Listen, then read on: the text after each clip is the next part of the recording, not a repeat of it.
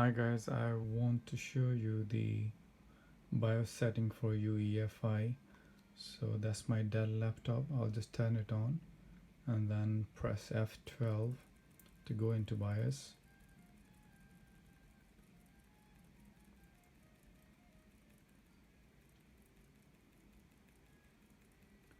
If you do not have UEF setting on your BIOS, then you can update your BIOS before installing the window.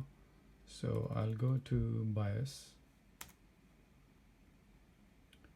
So boot sequence should be UEFI, apply, and advanced boot option, I will disable this one,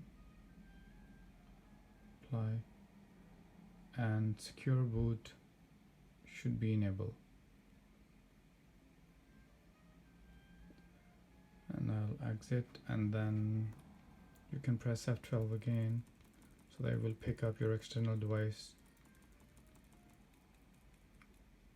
So now it's UEFI Dell Recovery USB. I'm going to install a window from it now, because if you install the window and if you do not have UEFI boot, then it will not pick up the operating system. So either you can update your BIOS first before installing the window. It will take a little time, and once it starts, then there are a few options.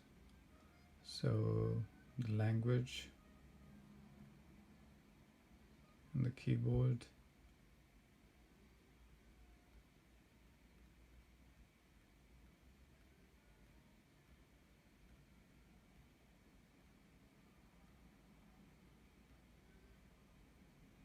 so you can go to the troubleshoot and recover from the drive.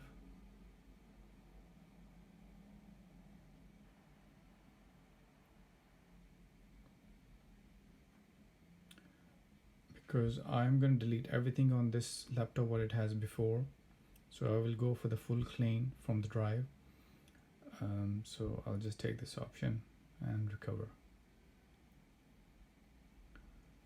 So I have changed the BIOS setting to UEFI.